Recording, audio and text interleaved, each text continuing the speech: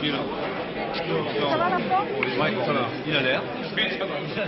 Ça va, malgré une campagne menée tambour battant. Réunion de travail, meeting, rencontres, débats, interviews, un agenda surchargé, Lionel Jospin tente de rattraper son retard.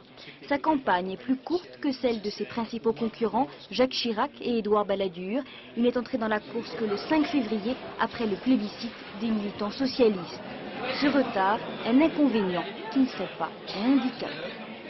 Et non, au contraire, il y a une dilatation du temps. Je fais tellement de choses que j'ai l'impression que le temps, au contraire, devient plus vaste. Hein, voilà, donc il faut simplement s'adapter à ce rythme. Lionel Jospin candidat, et pourtant, en 93, il annonce qu'il renonce à la vie politique. Battu aux législatives, cet énarque envisage de regagner son corps d'origine, le Quai d'Orsay. Mais rapidement, l'ex-secrétaire du PS veut revenir au premier plan. Après le forfait de Jacques Delors, il se lance et s'impose, convaincu d'être le meilleur. Lionel Jospin considère que 2 ans après seulement notre grand échec de 93, il était peut-être une personnalité qui avait su faire la synthèse, tirer les leçons de ce qu'a été notre passage au pouvoir, de nos 2 passages au pouvoir.